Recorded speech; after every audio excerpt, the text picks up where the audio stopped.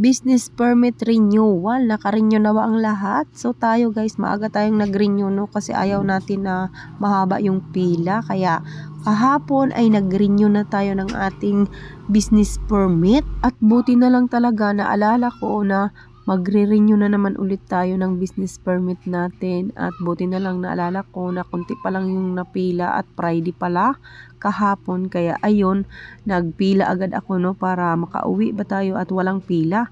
Tapos ayan, naalala ko meron pala tayong dito sa ating tindahan yung laminate ng ID ba, kaya ayun nagtry tayo. Tapos ayun, nagayos na rin ako ng mga paninda. Tapos ayan, ginamit ko na rin yung ating pangpalakasang vacuum. Pero bago yan, dito muna tayo sa ating video. So bago pala natin naalala no na mag-renew ng business permit, namili pala muna kami ng mga paninda. Tapos ayan, pagkatapos nga nating mag-display at meron bumili sa ating tindahan na niyog, kaya ayun, parang napag-usapan natin yung business permit at pwede na daw kumuha. Kaya pagkatapos kong mamili at mag-display dito sa tindahan, pumunta agad ako ng Paranas at pumila. At buti na lang talaga guys no, pagpunta natin doon ay 3 pa lang yung nakapila. Kaya ayun, mabilis lang tayo nakakuha agad ng ating business permit. Doon tayo natagalan sa guys, yung pagbayad doon sa fire no, dahil is meron na daw Gmail, ganyan, online na kasi. Pero mabilis lang din naman kasi nga is malakas naman yung internet nila. Tapos konti pa lang yung nakapila, hindi kagaya guys mga next week siguro is mahaba na yung pila doon sa mga magkukuha na at magre-renew ng mga guys, yung magre-renew ba ng permit ba, mahaba na yung pila. Kaya ngayon pa lang talaga, buti na lang talaga ay nakapila at nakaisip tayo no na pumila at magbayad na doon. Kasi nung una, yung mga nakaraang taon ay nagpila tayo tapos binalikan ko na lang yung aking business permit or yung yung mga papel ba. Binalikan ko na lang yun pag kinabukasan pa kasi napakahaba talaga yung pila.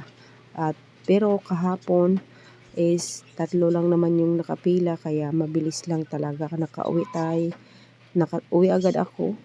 Tapos ay nagbayad na rin kami ng mga babayaran natin, yung mga kuryente. Ayan, binayaran ko na yung mga kailangan bayaran para hindi na nga tayo mag-aligaga. So ayan, pati nga kaninang umaga, ayan, meron tayo biglang dumating na kolektor. Siya daw ay nagko-collect sa bangko. Hindi ko naman siya kilala, kaya ayun, binidyohan natin no. Siya daw yung bagong kolektor at natakot naman ako, kaya ayun, tinanong ko yung kanyang Facebook account at saka yung kanyang pangalan kasi wala kasi siyang ID. Siya na daw yung bagong kolektor ng bangko.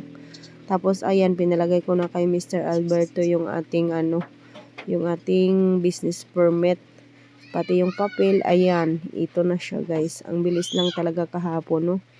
Ayan, inasikaso ko na kasi sa Lunes ay may lakad na naman ulit tayo. Secret lang muna sa Lunes. Ayan, at binasa-basa ko nga, kumpleto na no. Meron na yung barangay clearance, may DTI, tsaka ayan na yung business permit natin.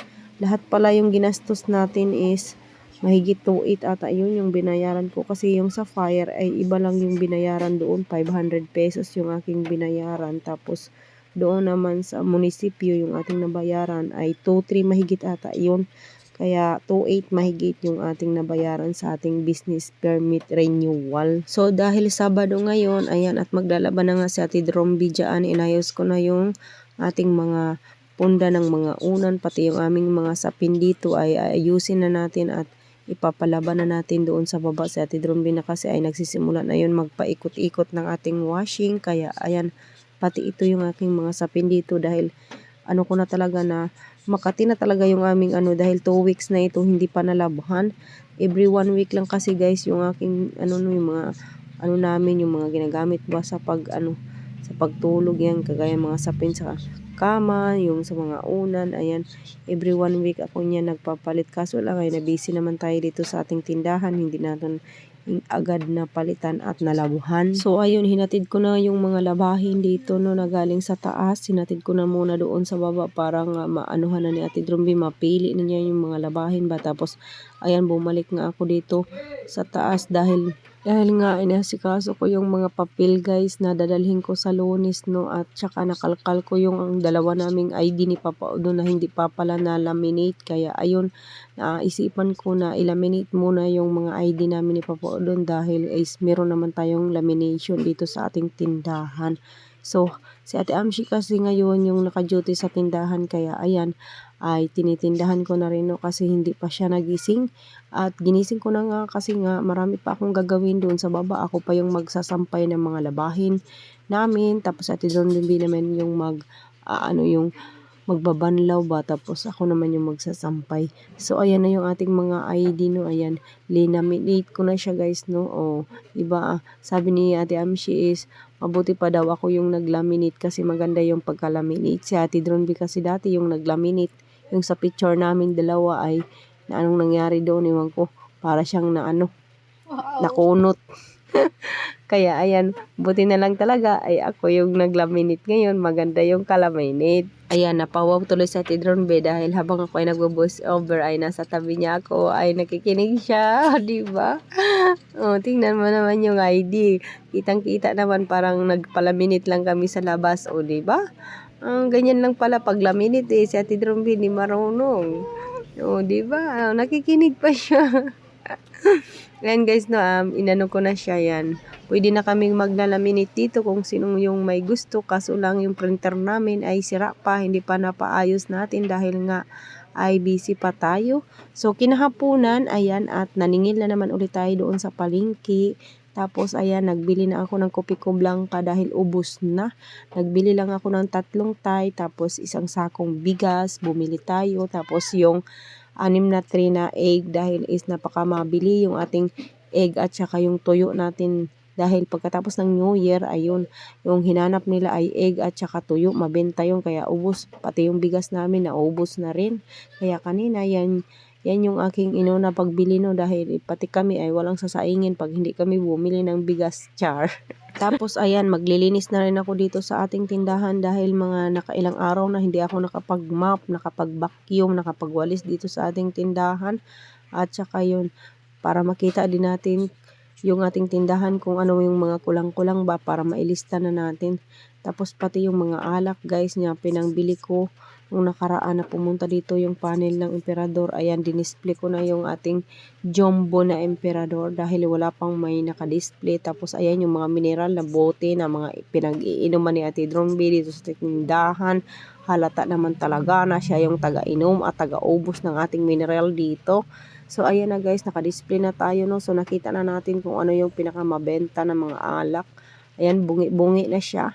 Tapos yung ating mga dilata naman dyan sa taas, wala na tayong corn beef Argentina. Tapos Youngstown na sardinas, wala na, ubos na siya.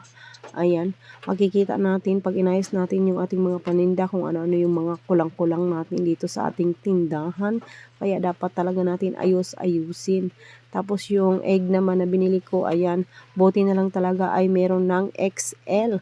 Kaya ayan guys, so tingnan mo yung XL, malaki na siya. Hindi na tayo mahiya magtinda ng 12 pesos yung isa. Kaya ayan, 12 pesos yung isa. Tapos yung mga tray naman na mga anuhan ay binibenta rin namin yan. Kaya iniipon ko yan. Ayan, dyan lang yan sa ibabaw ng ref. Tapos ayan, napansin ko rin yung ating chiller ay may mga kulang-kulang na kahit maulan-ulan. Ayan, at marami din na bili, no, ng mga soft drinks kahit medyo maulan, at saka yung mga alak na rin. Pati mineral, ayan, mabenta yan kaya Tidronby pag siya yung naka-duty. Kaso lang hindi siya naka-duty ngayon kaya yung ating mga mineral ay kumpleto pa. Pero yung sito natin ay mabenta talaga siya, no. Maraming nabawas. Ayan, at nilagyan ko na nga. Ayan, at meron pa pala akong nabili na bunso. Kaya ayan, dinisplay ko na dahil yung natira nating bunso ay 3 bote na lang yun. Kaya ayan, tinabi ko na siya dito sa mga sunrocks, no, yan, dahil kasi yung ating mga sunrocks ay marami ng kulang at bungi na siya dito. Kaya ayan, tinabi ko na lang yung bunso na emperador dito. Tapos ayan, yung ating the bar ay medyo marami pa. Tapos yung mga soft drinks, ayan, inayos-ayos na rin natin para maganda naman tingnan ang ating tindahan. Ayos-ayusin at punas-punasan natin dito para maging tindahan naman siya, no. Oh, 'di ba? Ayan, maganda na tingnan at malinis na siya. At makikita mo na talaga kung ano yung mga kailangan natin bilhin at atong mga kulang-kulang dito sa ating tindahan. Ayan, kitang-kita na. Pati nga dito yung mga Lucky Me ay nag-aano na siya. Nag-aaway na yung mga Lucky Me dito. Kaya hindi pa maasikaso natin, no, kasi nung mga nakaraan ay busy-busy tayo. Kaya ayan, inayos ko na yung pag-arrange ng ating mga Lucky Me. So, pagkatapos ko nga magwalis, nag-vacuum na rin ako dito sa ating tindahan para talaga is matanggal pati alikabok niya na hindi mahihigop ng walis ay mahihigop talaga ng vacuum, guys, no. Maganda talaga yung vacuum natin nabili dahil wireless siya. Pwede siyang i-charge. Tapos tingnan mo naman ang dumi. O, di ba? Ang daming nahigop kahit nagwalis na ako niyan. Tapos yung ating pangmalakasang carpet na Merry Christmas ay ngayon lang namin naalala na ilagay dito. Tapos na yung Pasko, pero okay lang yan dahil is maganda naman maganda naman na may carpet dito sa tindahan. Hindi kasi namin nasikaso at malinis yung ating tindahan, no?